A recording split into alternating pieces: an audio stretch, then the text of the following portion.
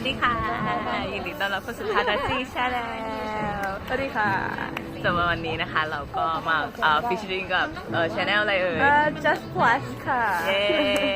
You wanna come in เนี่ยมารีวิวคอร์สเรียนกันดีกว่า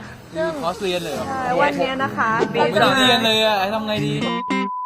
วันนี้เราจะมาทำอะไรกันคะพี่ วันนี้ สิงห์ วันนี้เราจะมารีวิวคอร์สเรียนกันค่ะก็คือวันนี้เราจะมารีวิวคอร์สเรียนปี2เทอม1กันเย้สำหรับน้องปี1หลายคนน่าจะแบบอยากรู้กันเยอะ เพราะว่ามันเป็น น่ากลัวแค่ไหน มันเป็นอนาคตของน้องๆนี่เอง ใช่ไอตัวเราเองก็แบบไม่มีประสบการณ์ไม่ได้ถามรุ่นพี่ขนาดนั้นน่ะใช่แต่ว่าน้องๆก็ ไม่ได้รู้จักรุ่นพี่ด้วยเพราะมันออนไลน์อ่ะ ใช่ก็แบบไม่ค่อยได้เจอกันเพื่อนก็เจอกันบ้าง เพื่อนในคณะนี่เจอกันน้อยเลย นี่ได้เจอกันแบบตัวนี่แบบหลายๆคนครั้งที่เท่าไหร่เองอะ ครั้งแรกๆอะ ไม่ถึง10 ไม่ถึง10อะครับ ไม่ถึง ไม่ถึง 10ใช่เพราะฉะนั้นก็นี่ก็เป็นโอกาสดี เรียกเพื่อนๆมาใช้งานเลย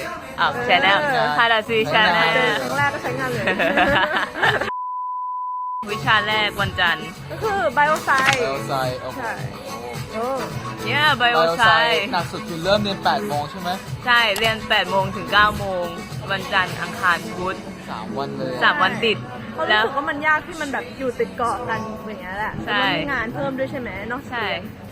คือเหมือนกับว่าโดยปกติแล้วถ้าเราเรียนใช่ไหมเราก็คือเข้าคลาสแล้วก็มีเลคเชอร์แล้วก็อาจจะมีงานส่งซึ่งระยะเวลามันก็จะแบบ3-4 สัปดาห์อะไรอย่างเงี้ยอาจจะ2 สัปดาห์แล้วแต่ว่าอย่างไบโอไซเนี่ยสิ่งที่เราทำเราไม่มีงานนะเราไม่มีโฮมเวิร์กแต่ว่าสิ่งที่เราต้องทำคือเราต้องไปตามดูเลคเชอร์ล่วงหน้า แล้วก็มาดิสคัสกันในคลาสคือคลาสมันสั้นมากไงคือมัน8 โมงถึง 9 โมงใช่ไหมเท่ากับว่าเราต้องเตรียมตัวเนื้อหา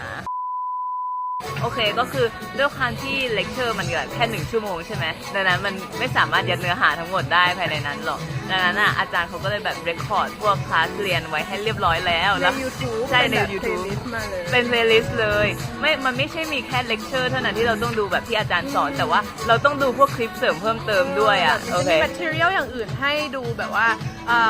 เคยมีแบบ documentary อะไรสักอย่างด้วยใช่ไหม ใช่ แล้วก็จะแบบพวกคลิปใน YouTube ที่แบบeducational video พวกนั้น คือท็อปิกต่างๆ แต่ละหัวข้อที่เราจะได้เรียนอ่ะ มันจะมี แนะนำ แบบ เพื่อนไหม ใช่ อันนี้มัดหมี่นะคะ พี่มัดหมี่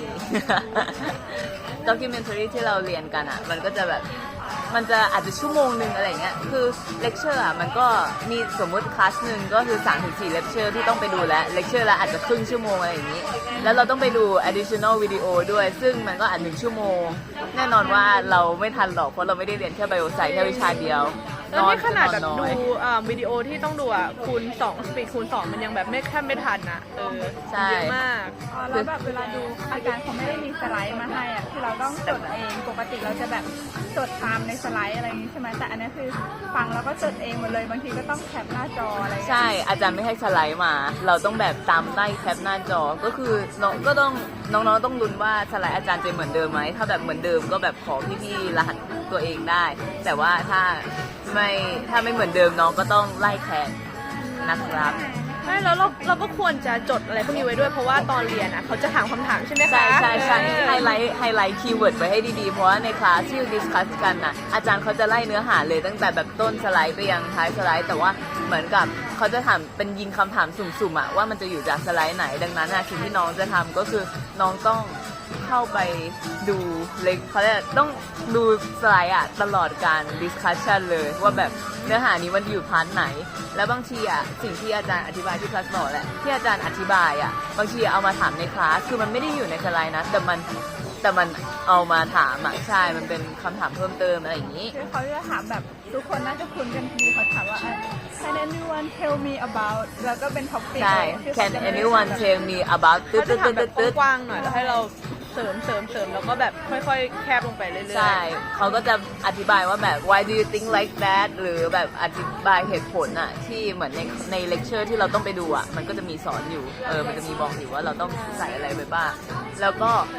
วิชานี้ก็คืออย่างที่บอกไม่มีการบ้าน แต่ว่าต้องไปดูเลคเชอร์นะให้แบบให้ทันก่อนวันที่เราจะเรียนอะก็มีดูคลิปใช่ไหมแค่นั้นแต่ไม่มีการบ้านแต่มีควิส4 ครั้ง อ๋อใช่ควิส4 ครั้งเนี่ยก็คือ แต่ละครั้งนี่เวิร์ดกี่คะแนนก็ไม่รู้จำไม่ได้แต่ว่ารู้แค่ว่าสมมติ4ครั้งเนี่ยน้องสอบอ่ะอาจารย์เขาจะเอาคะแนนที่ดีที่สุดทั้งหมด3ครั้ง3ใน4เนี่ยเอามาเป็นคะแนนให้เราเพราะฉะนั้นก็น้องๆก็ช่วงควิส1 2 3ก็แบบเต็มที่ไปเลยอะไรอย่างนี้เพื่อสมมุติถ้าควิส4มันอยู่ช่วงใกล้สอบอะไรเงี้ยก็สอบกลางภาคก็อาจจะแบบปล่อยได้คุยยังค่ะ โอเคก็จบประมาณนี้ แต่เราจะมีไอ้นี่หรือเปล่าควิสตอนเย็นทุกครั้งที่เรียนอ่ะ อ๋อมันมีควิสย่อยๆอีกถูกต้องก็คือเวลาที่เราเรียนแบบเราดิสคัสในทุกๆวันใช่ไหมเราก็จะเย็นวันนั้นตอน5 โมงตอน5 โมงอาจารย์เขาจะส่งเขาจะมีควิสใน Blackboard มีควิสใน Blackboard ก็ถามเกี่ยวกับเรื่องที่เราดิสคัสกันในวันนั้นๆแหละใช่ก็จะมีคะแนนเหมือนกันเพราะฉะนั้นก็ต้องตั้ง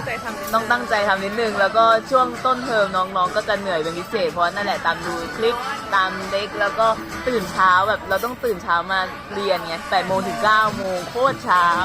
ก็ตามนั้นนะคะสู้ๆนะน้องๆทำได้แต่ว่ามันทำได้มันแบบ เพราะพี่ก็รอดมาแล้ว รอดมาได้แต่มันมีแค่แบบครึ่งเทอมเหรอหรือว่ามันมีประมาณแค่ครึ่งเทอมคือมันเหมือนเป็นคอร์สที่เร่งรัดไงคือถ้าปกติแล้วอะคอร์สเรียนปกติอะมันจะโอ้ยแม่จะคุยกันนั้นอะเรื่องไบโอไซส์รีวิวไบโอไซส์จีจะกินไหมทรมานจัดเลย แค่ไบโอไซส์เองอะมันก็ปกติน้องๆจะเรียนวิชาละเขาเรียกวีคละครั้งใช่ไหมแต่ว่าไบโอไซส์มันวีคละ3 ครั้งก็คือแบบอัดแน่นมากเท่ากับว่าจากที่เดิมทีน้องเรียนเต็มเทอมอะน้องก็แบบ2 เดือนแรกน้องอาจจะแบบซัฟเฟอร์นิดนึง เรียนหนักนิดนึงแต่ว่าก็คือพอสอบเสร็จหมดทุกควิสปุ๊บก็คือน้องก็จบสิ้นแล้วน้องก็จะไม่เจอเขาแล้วใช่แต่ว่าอาจารย์ที่สอนอ่ะอาจารย์รู้ใช่ไหมอาจารย์รู้จะแบบเก่งนะเขามีวิจัยอ่ะเขาเป็นรีเสิร์ชเชอร์จริงๆแล้วก็เขาก็มีวิจัยออกมาแล้วก็ได้รับการตีพิมพ์แบบเขามี PDF เขาเห็นหนังสือ เขาแบบเขาเคยรีเสิร์ชเรื่องที่เขาสอนมาเขาเป็นโปรเฟชชั่นอลเนาะใช่เขาก็แบบมีตีพิมพ์เดี๋ยวน้องๆเรียนน้องๆก็จะเห็นว่าเขามีผลงานอะไรบ้างเขาจะบอกเราเองใช่เขาจะบอกเราเองก็รอดูนะคะใช่ถ้าเป็นคลิปนิดนึงครับถ้าน้องๆไม่ชอบพวกดูวิดีโอเลคเชอร์ของอาจารย์มันมีหนังสือของที่อาจารย์ให้มานั้นก็ช่วยเยอะเหมือนกันนะอันนั้นพี่บางทีก็ไม่ดู I don't like to read Oh my god ไม่ไหวบางทีดูวิดีโอหลับครับเยอะมากใช่แต่ถ้าสมมุติน้องไม่ทันจริงๆอ่ะน้องก็สามารถแบบไล่ตามเลคเชอร์ได้คือบางทีบางเลคเชอร์มันพอที่จะแบบไฮไลท์ได้พอจะทำความเข้าใจได้ว่าแบบเนื้อหามันเชื่อมโยงกันยังไงอะไรอย่างเงี้ยแต่ว่าก็ต้องระวังเหมือนกันว่าแบบมันจะมีอะไรเพิ่มเติมไหมเขาเรียกแหละที่แบบอาจารย์แอดออนขึ้นมาอะไรอย่างงี้อาหารมาแล้วนะคะโอเคหยุดก่อนค่ะ